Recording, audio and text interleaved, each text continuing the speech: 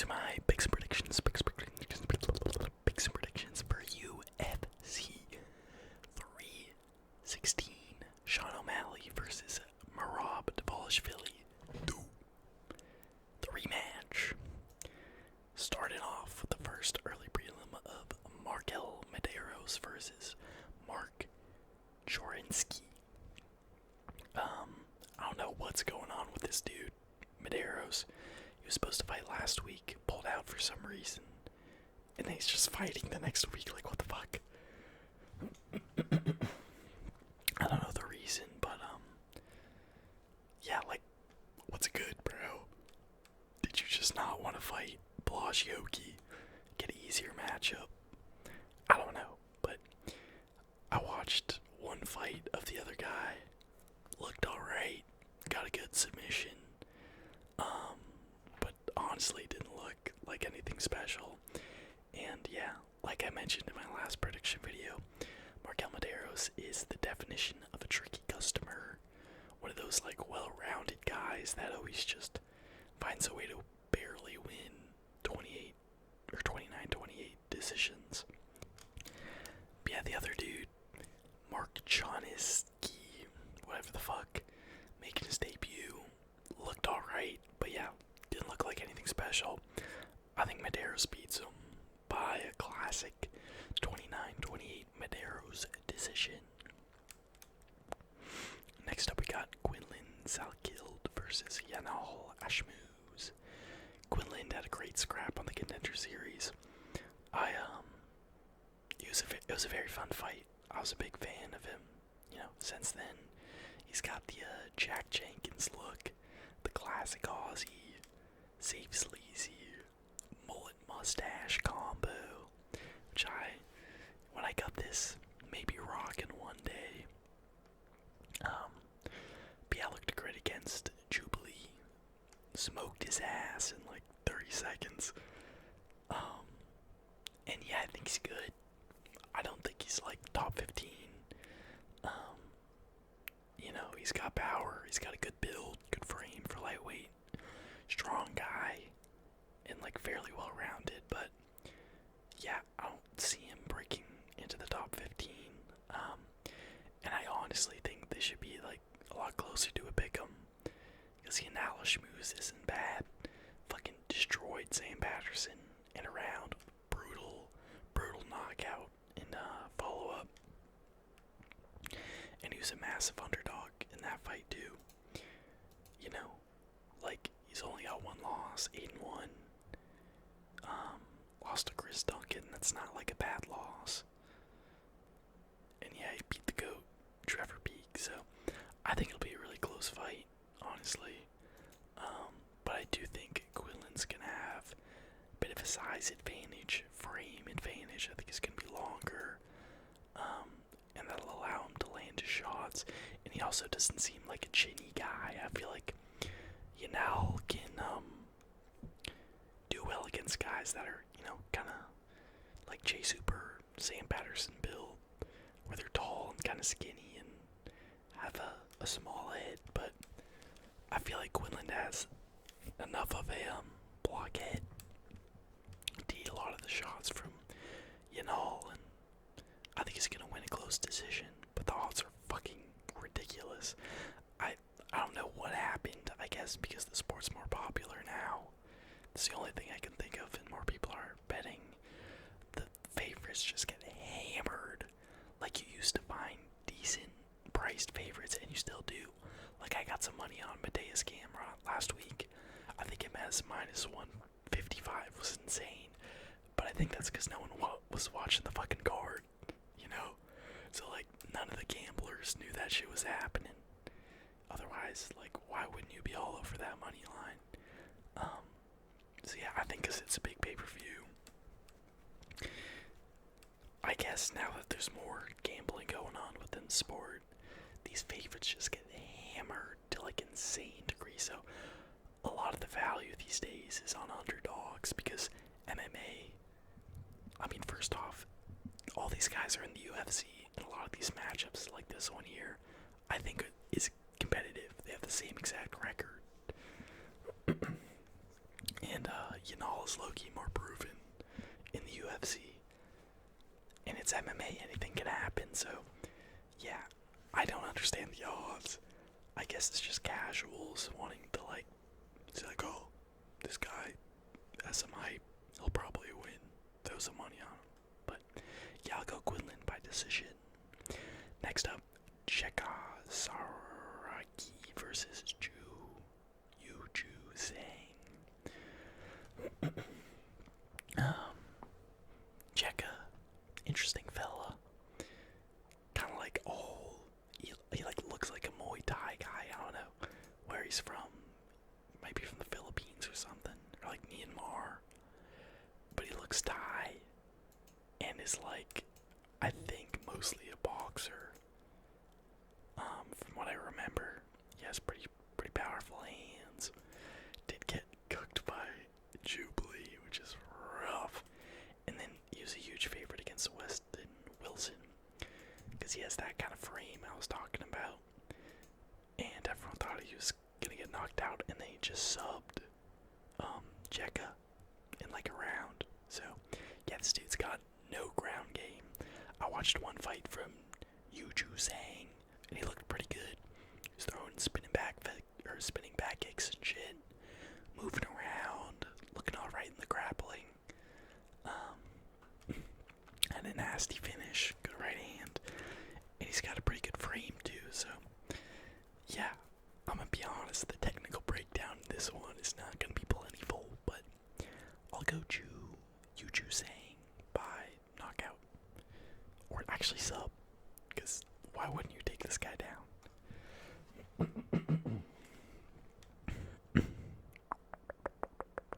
Next up, we got Ariane Lipsky versus Wang Kong, the Jonkler, dude.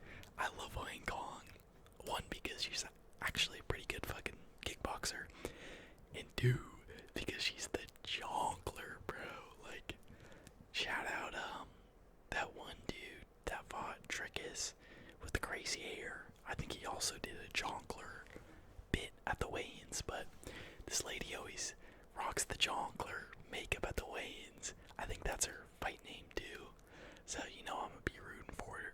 She got kind of fraud checked by this one chick. I think she got put down and then subbed, and she was like a minus 500 favorite, something crazy. And Ariane Lipsky is not bad. She's only 31, but she's been around forever. She has some some bad losses, but also some good wins.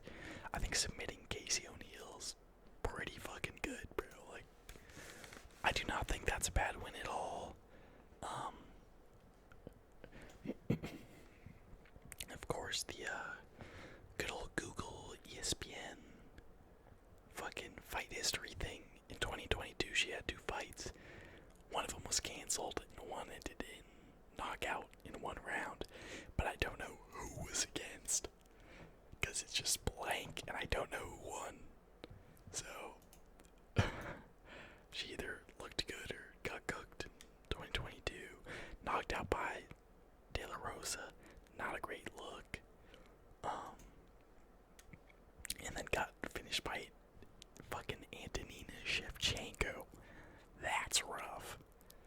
That is rough. That's not and she lost to Molly. Okay, yeah, she lost to Molly McCann, bro. I'm sorry. I don't care if it was like 3-4 years ago, whatever. I can't go with this chick. In my right mind, I'm going Wang Kong, first round knockout. Fuck it, bro. The power of the Jonkler will prevail. Jesus. Batman will not win. He's cooked. The Jonkler's gonna get this shit done. First round knockout. Head kick. Something cool like that. Next up, moving on to the prelims. We actually got some fights. We'll see how many get canceled. Like last week, we had a 9-fight card. Like 6 fights got canceled. And there's already some cancellations on this one. But the UFC just scrapped some shit together. Which, like, low-key, not to get in another tangent, but the UFC's been scrapping these fucking pay-per-view cards and fight night cards together. Like, the initial card is like 8 fights long, or like 9 fights, 10 fights, whatever. And then I swear, like 2 weeks before, 1 week before, they just add like 3 fights. It's like, what the fuck? This dude's on this card. Like, I don't remember this shit. Fucking, I don't remember Jekka saying he being on this card. Like, where did that come from? I don't remember Markel Medeiros being on this shit. Like, I swear they do it like every pay-per-view and every fight night too, low-key. I swear, bro, the UFC's getting worse. Like, it used to be, alright, this is the card, and it was the full card, including the prelims.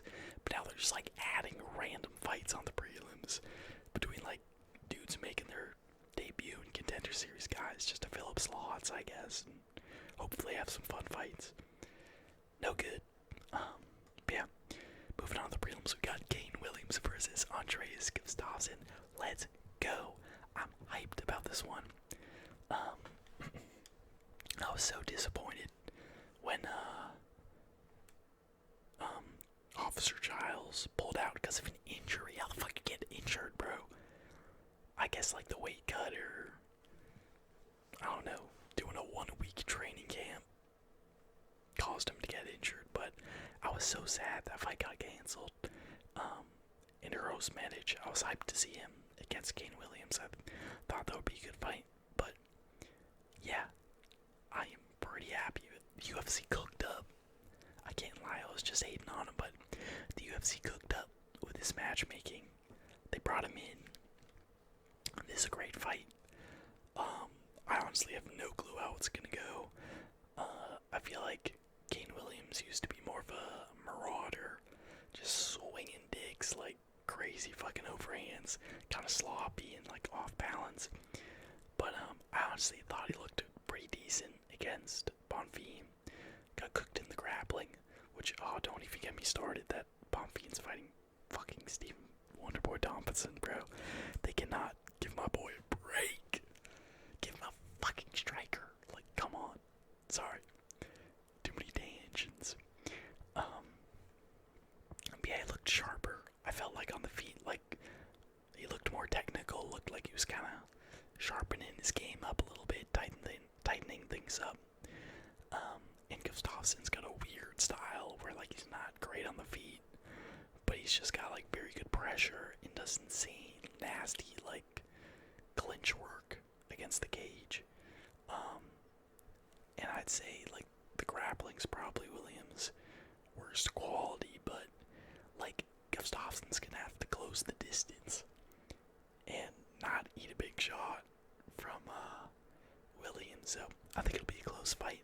I honestly don't know how this one's gonna play out.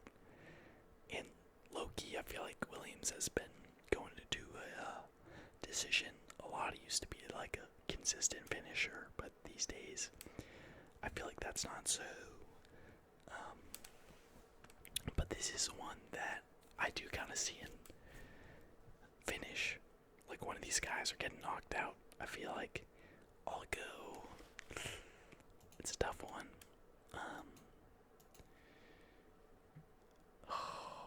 I mean, Gustafsson is pretty nasty. I'm watching his Contender Series finish right now. He's like elbowing the fuck out of this guy, bro. Boom, needed that. Yeah, like he was crunching him. But yeah, I don't know if you can do that to Kane Williams, you know? He's got a good frame, long arms, tricky guy. I'll go Kane Williams by knockout, fuck it. But I'm gonna be rooting for my boy Gustafsson. Not a confident pick at all, but that's the pick. Speaking of not confident picks, we got Sergey Spivak versus Waldo Cortez Acosta. This is a good matchup. Classic striker versus grappler. And Acosta's another guy that's a fucking tricky ass customer, bro. Like, these heavyweights don't know what to do with his boxing. And oh my god, Ryan Spann looked terrible. Got cooked, bro. That was rough. I believed in the lighter man skill, and I was led astray. stuff's not good. Yeah, sharp boxing. I think it's like Cuban or some shit. Good ass boxing, honestly. Pretty fast for heavyweight. And yeah, I feel like his grappling hasn't been tested that much.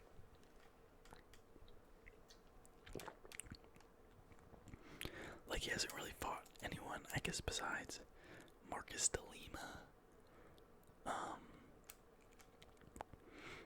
That really took him down, or tried to. So, yeah, he hasn't really faced a good grappler. He looks strong, like, I don't know. I feel like he has good eyes, and he looks pretty strong, so I could see him being able to shuck off those takedowns.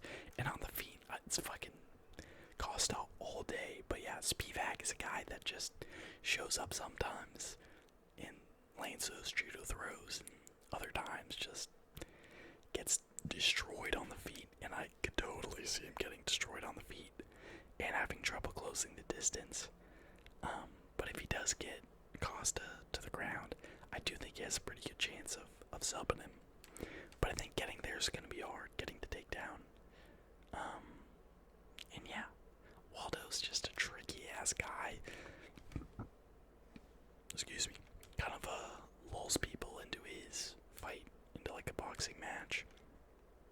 So yeah, I think I'm gonna go Waldo Cortez Acosta. I'll go by second round knockout. But yeah, this is a hard one to predict. I could really see it going either way. Next up we got Asmat Murzakanov versus Henson Ribeiro. Come on, bro. Or Brenson. I thought it was Henson. Maybe it's Henson, I don't know. Come on, man. He was supposed to fight Johnny Walker, and then the UFC was like, oh shit, we're going to China and we don't have a guy to fight the fucking Iron Golem that beat Anthony Smith. Let's just scrap this fight, this phenomenal fight that's gonna happen in like a couple weeks, and ship Johnny Walker to fucking China. Like, come on, man, this is a great matchup that we lost. I'm not complaining about the other matchup, but like, what the fuck? That was gonna be such a fun fight, and I've been looking for Osmond to fight a ranked guy, cause the dude is sharp. Like, his last couple fights, he's looked like a monster, bro. He's got a very unassuming build, and he's built like a fucking middleweight, like a fat middleweight. But the dude's sharp, bro. He's got very good striking, like kind of brutal, but just super accurate, and fast, and just sharp hands, bro. I would have loved to have seen him versus Khalil Roundtree too. Sucks that that fight got canceled, but yeah, this dude's good as fuck. I'm pretty hyped on this guy. I'm curious to see how far he can go. And they were giving him fucking Henson Ribeiro. Like, y'all couldn't find anyone better. This dude is like, he had, some good knockouts on like the Contender Series and shit, but he kind of sucks. He did win his last fight. Yeah, I forgot about that. Took out the Kazakhstan dude with a fucking like Kimura or something. That was pretty nuts, actually. I forgot about that. And then he beat Cal Machado. Okay, I mean, low-key. He isn't. I thought his record was a lot worse than it was, to be honest. But still, bro, like, he's not that good. I thought he got knocked out by Kopylov. I'm thinking of a different guy. What the fuck? I still think Osmond's got this, bro. Osmond's so fucking good on the feet. I'm gonna go Osmond. First round knockout, bro. Like, he's so sharp. I'm excited for this fight. I think it'll be fun, but still, like, come on, man. What are we doing? Next up, Joshua Van versus Bruno Silva. Let's fucking go.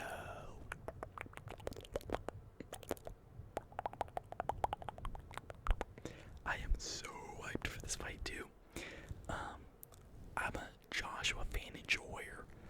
I was not a Josh Van enjoyer when he made his debut against my boy Zalgus, who got like fucking 5 split decision losses in a row, and he kind of put the whoops on Salakis. So I didn't like him because of that, but he won me over pretty quick because the dude's got sharp hands, man, and he's like a straw weight. He's a small Filipino dude. I think he's Filipino, or maybe he's from Myanmar. Burmese, interesting. But yeah, he's young. He's like a year older than me, and the dude's got nasty boxing. Kind of gives up the first round, but he's like Peter Yan, where he kind of builds the pressure and, you know, understands people's tendencies and starts putting it on in the third round. And Bruno Silva is such a fun fighter. He's got so many finishes at flyweight, and he's always in a good scrap. So I'm super hyped for this fight. I think it'll be a phenomenal fight. And the odds are fucking nuts. Because Bruno Silva was on a good streak. Subbed to Tyson Nam, knocked out Cody Durden, knocked out, Victor Rodriguez and JP Buys. Lost to Gear, that's not a bad loss. He did lose to David Dvorak, that's a rough one. But that was like 5 years ago, you know? And I thought he looks pretty good. Like, you know, Cobb kind of had his number, but I think he like kicked him in the nuts and then finished him. It was kind of a dirty. Cobb is such a dirty fighter, bro. Like, holy fuck. That dude loves to commit fouls. Fucking eye pokes, nut shots all day, but Bruno Silva's pretty dangerous on the feet. I think he's got good striking, good grappling. Like, I think he's very well rounded, very dangerous. And Joshua Van has been put out by Charles Johnson, who I think just kind of had too much of a big frame for Van, and Bruno does not have that big of a frame. I do see Van kind of working his way into this fight and definitely winning like the last round, but I think that the first two will be very competitive. Even though Van's like minus 500 or something. Like I said, guy's got a little bit of hype. Alright, money line's getting hammered. I might put a bet on Bruno Silva because I think he's being massively underrated here. I think this is Van's like low-key toughest test. Maybe tied with that Japanese dude he just fought, or like Charles Johnson, but I'm low-key gonna go Bruno by split decision. I do think Joshua Van can win, but this is a decent step up in competition. And yeah, I'll be rooting for Van, but I'm going Silva by split decision. Next up, Vicente Luque versus Kevin Holland. This is a rough one. I don't know why the UFC put this together. I get that it's a fun fight, and Mr. Vicente Luque, who I love, I'm a big Luque fan. I get that he had a good last performance, knocked out Themba, but like, dude, he's on like a 1-fight win streak, and before that he was kind of getting cooked. And yeah, dude, not great. And yeah, Kevin Holland looked great against fucking Gunnar Nelson. Like, that was a great performance. I'm just worried for Luque. Luque loves his high guard. I could totally see Kevin with his long ass arms just like landing a hook around the guard, or just a mean uppercut up through the middle like Jeff Neal, and just sleeping Luque, bro. I think on the ground these guys have pretty like equal ground games. So yeah, I'm worried for my boy Luque. I think he's in trouble here. I'm gonna go Kevin Holland by first round knockout. I think we're gonna see 2020 Kevin Holland come back to form, because he always looks good at welterweight. Like, dude, I know cutting weight sucks, especially as a skinny guy, but just do it, bro. Like, you're so much better at that weight class. He always looks better because he's actually built for it, you know? So yeah, I'm gonna go Kevin Holland first round knockout, but it's gonna be sad, bro. I'll be rooting for Luque. But I do not like this matchup for him. I think bro is in trouble. Alright, next up, we've got a pretty interesting fight. We got Patchy Mix making his debut, stepping in for Cheeto versus, what's his name? Mario Batista. All I'm thinking about is if the crowd's gonna boo Mario Batista. Which I could totally see. Now, this is an interesting one to predict. Patchy Mix, from what I've seen, is pretty much a pure grappler who does have like very good jiu-jitsu, to be fair. But I haven't seen much, in the striking department. He seems to kind of only rely on his grappling. And he does have very good grappling, but so does Mario Batista. Like that's the thing. Batista's pretty fucking good on the ground. I'd say that's where he's his best. His striking is pretty good too, but yeah. Fuck, I don't know. The one thing that makes me kind of like everyone at Bellator, which I think is solid. Like, I think Bellator had some decent competition, especially in the 135 division. And yeah, the one thing I want to mention is Mario Batista was preparing for Cheeto Vera, for fucking however long. And Cheeto's not shooting no fucking takedowns. And then, like, on 2 weeks' notice or whatever, 3 weeks, I don't know, he gets a guy with a completely different style that only does one thing. So, while I do think Mario's grappling is underrated here, and he's got a good frame too, like, I don't know, he seems like a very hard guy to take down. Blackshear, I think Loki won, but he wasn't, like, having a ton of success on the ground. So yeah, I think I'm gonna have to go Patchy Mix by decision. I don't know. I don't see Mario getting submitted. Like I said, I've always been pretty impressed with his ground game. But I think not having the time to prepare for a guy like this and having a total complete switch up of styles and opponent, it's gonna make it tough. So I'll go Patchy Mix by decision, but it's an interesting fight, Like, let me know how y'all think this one's gonna go in the comments, because I really have no clue. I could see Patchy having success, maybe getting close to some subs and winning the decision, and kind of like I could see this fight being boring as shit, and then also really entertaining with like really good scrambles and stuff. Like, I can't decide if I think this is gonna be a fun fight or not. Hopefully it is. I wasn't too hyped for Cheeto and Batista anyways, so I don't mind Patchy Mix coming in. Excited to see how he does in the UFC. But yeah, I'm gonna go Patchy Mix by decision. Next up, we got Kelvin Gastelum versus Joe Salty Pfeiffer.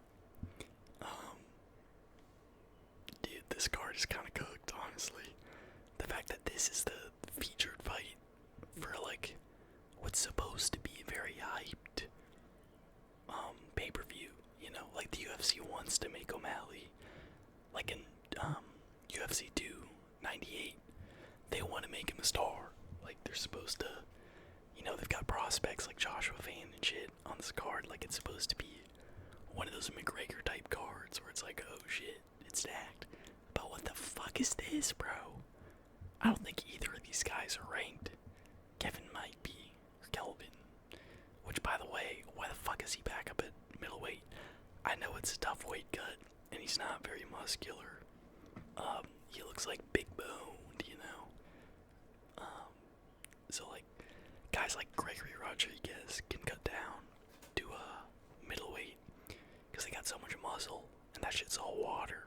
So when you're fucking dehydrating yourself, going on death's door to make weight, it's easier for those guys to just shrink and then balloon back up. But Kelvin is like all bones and fat, and that's kind of hard to lose. But still, he's tiny for fucking middleweight. He's like 5'9", 5'8". Like, come on, bro. You gotta be built like Torres, Vinny. If you're gonna be 5'8" at fucking middleweight. So yeah, I don't know why he's back up. I guess the weight cut was too hard. And it's like, I think it'll be a fun fight. I guess I'm kind of excited, but Jesus. The featured fight of like what's supposed to be a pretty, hyped up pay-per-view. Not great, but about the fight, I don't know. I think these guys are pretty equally skilled. I think Joe Pyfer would destroy anyone outside of the rankings. Yeah, like any normal, average UFC fighter, he's sleeping them, he's submitting them. He's a big, strong, powerful motherfucker. But he got exposed by the boy Jacker Manson. So yeah, like, I don't think he's ready for those top level kind of fights. But I do think he beats up all the cans at middleweight. And it's hard because if this was like 5 years ago, 4 years ago, I'd go Kelvin all day. But he hasn't been looking like terrible or anything.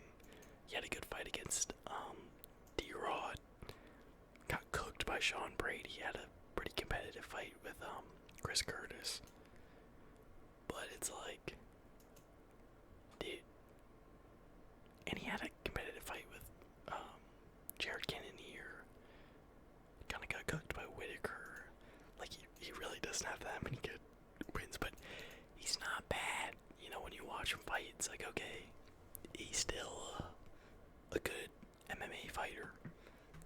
He's got good fight IQ, good hands. But I will say the grappling is probably the biggest hole in his game. I remember him getting heel hooked by Jacker Manson. That shit was so sad. And it's like, yeah, if you're built like that, if you're built like a fucking fridge, you should not be getting taken down. I guess, like, if someone's strong, they can get behind your legs and scoop you up, pick your ass up, and you just gotta fall down. But if you're that, like, stocky and strong, you should be able to defend those takedowns. But yeah, that's where I'm worried about Kelvin. I think he'll do okay on the feet because, while Pyfer does have a lot of power, I feel like he's not the most technical. And we saw with Jacker Manson, like, he's kind of able to get out technicaled, if that makes sense, on the feet. So I don't really rate his striking a ton, but he does have a lot of power. And yeah, if he lands that right hand, it's trouble. Thankfully, Kelvin's got a blockhead, so I think he'll be able to eat a lot of the shots. He might get rocked, but I don't really see him getting flatlined by a guy like Joe Pyfer.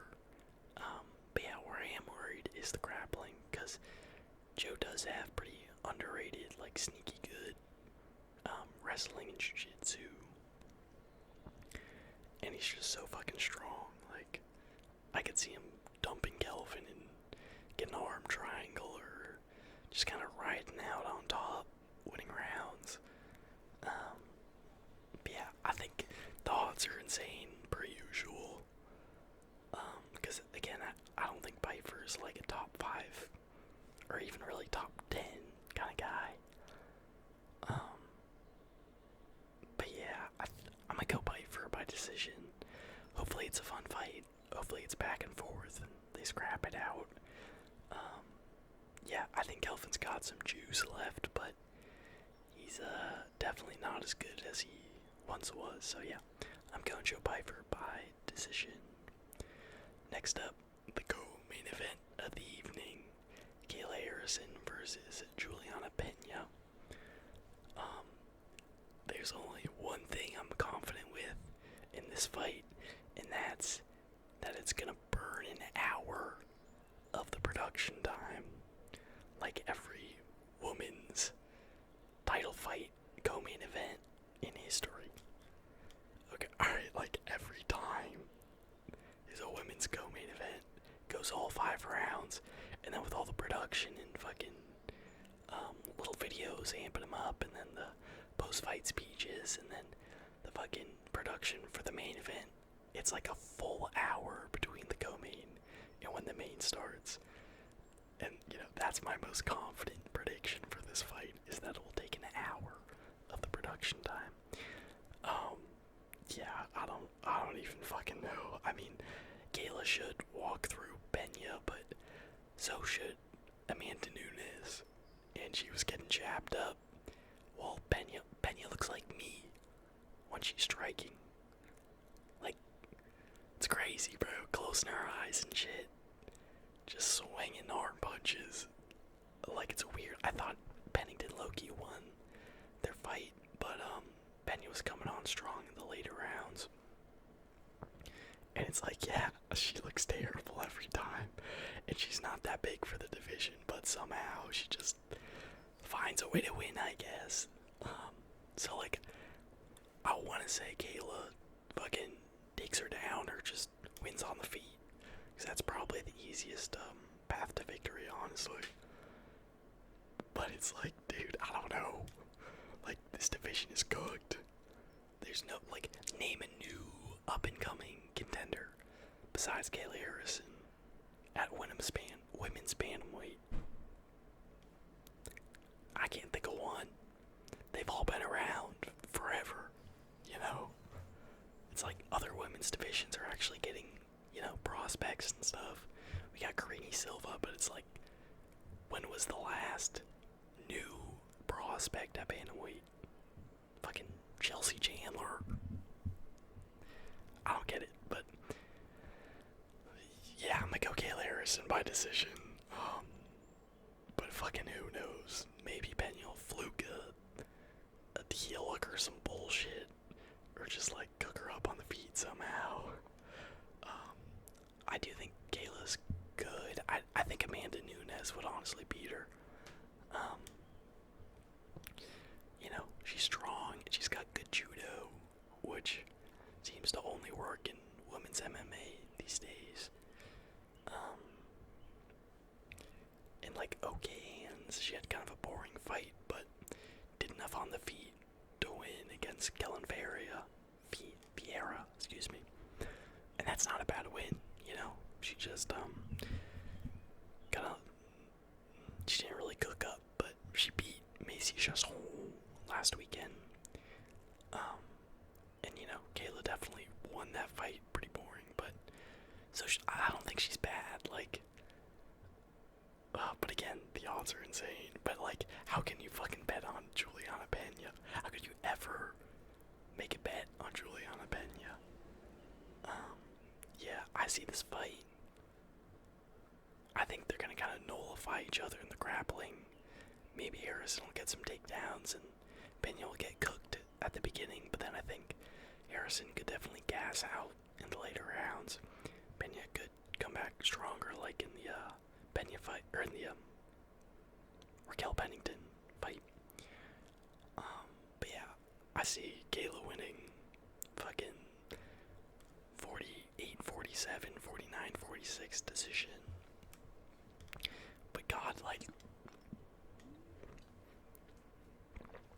besides Amanda Nunes coming back, this is the biggest fight you can make at this weight division.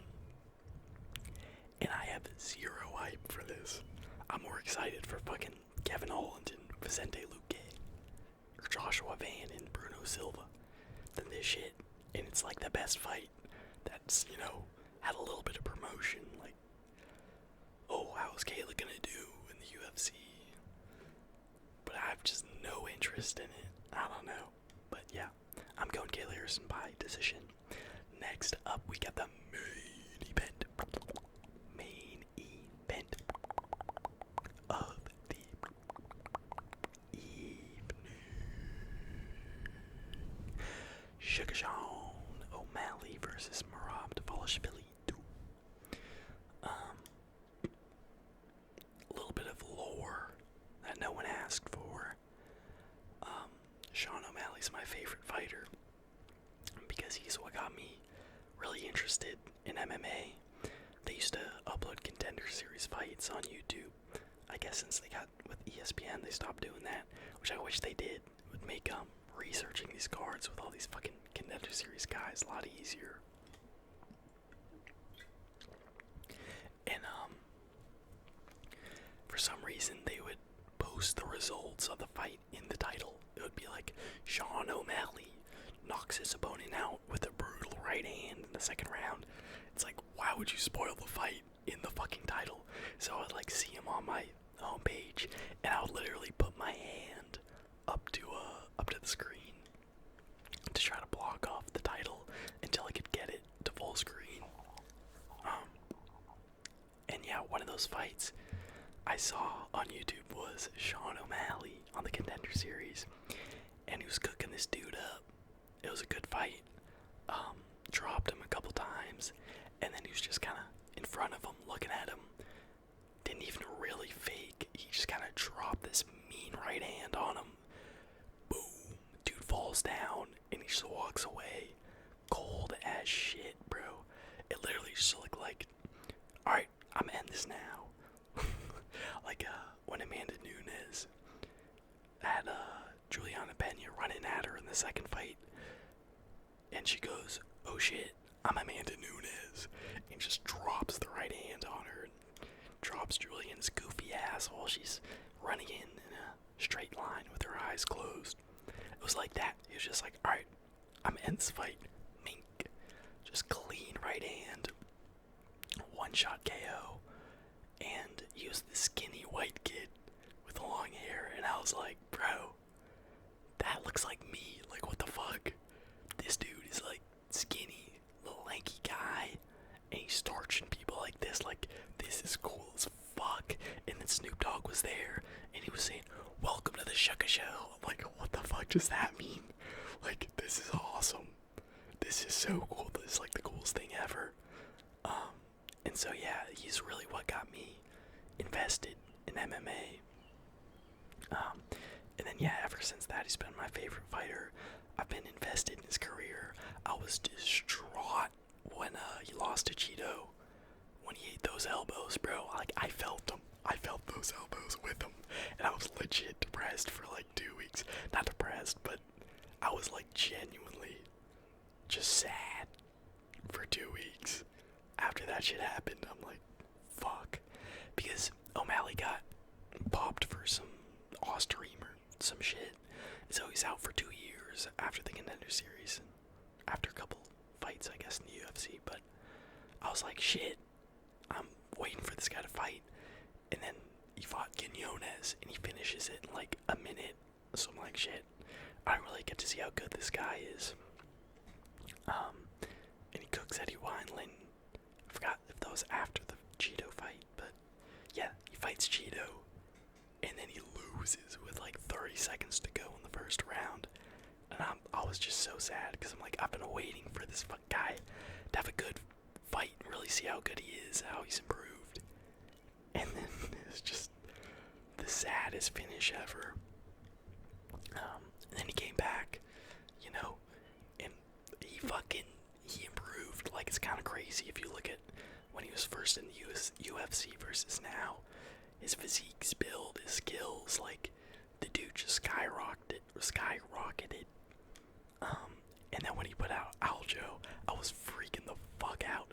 I thought Jan was gonna beat him for sure. Had a great scrap, you know, could have gone to Jan, but super close fight. And then he just starches Aljo. I was freaking the fuck out. And then that Merab fight was just so sad. Like, I get he was injured and stuff, but he had no scrambling ability. Like, Merab doesn't hold anyone down. And Sean was getting held down for like entire rounds. It's like, shit, man. Merab always shoots a takedown. They get back up, and then he just shoots another one. But he's not holding anyone down. But Sean, he was just like, Merab was crab walking, fucking using evasive footwork, staying on the outside, and then just timing Sean O'Malley beautifully. Like, the second Sean would throw that right hand, Merab's shorter, so he just boom, duck under into the hips, get the takedown. And O'Malley had like zero wrestling, bro. No ability to scramble. He just kind of accepted a lot of the positions. He had some good leg entanglements.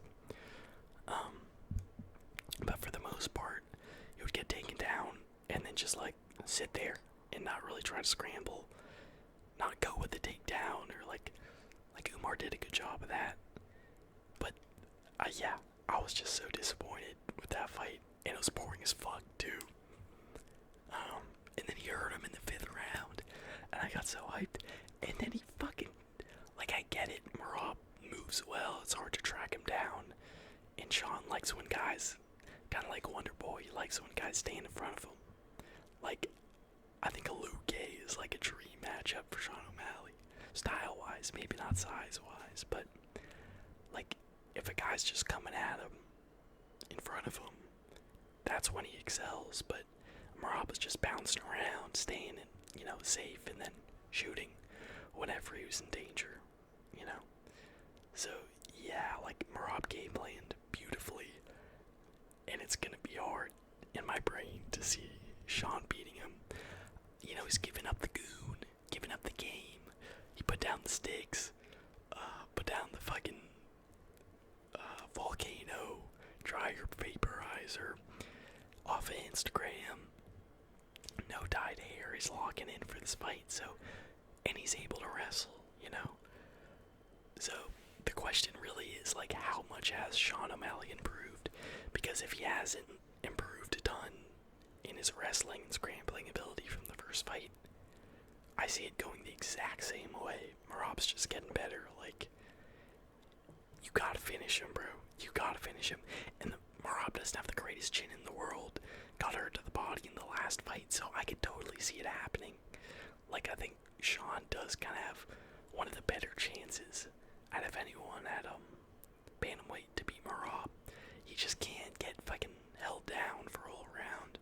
And I think he has to be more proactive. He can't be a counter striker in weight, because Merab's not gonna sit there and let him hit him.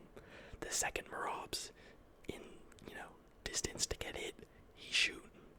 And he's probably getting that takedown, or at least making you defend it, so you can't hit him, So I think Sean Loki has to switch his style up a little bit and be aggressive, put Merab on the back foot, and try to fucking cut him off with good footwork, which is going to be tough because Merab's very good at being evasive and then timing his takedowns well, mixing them with his strikes.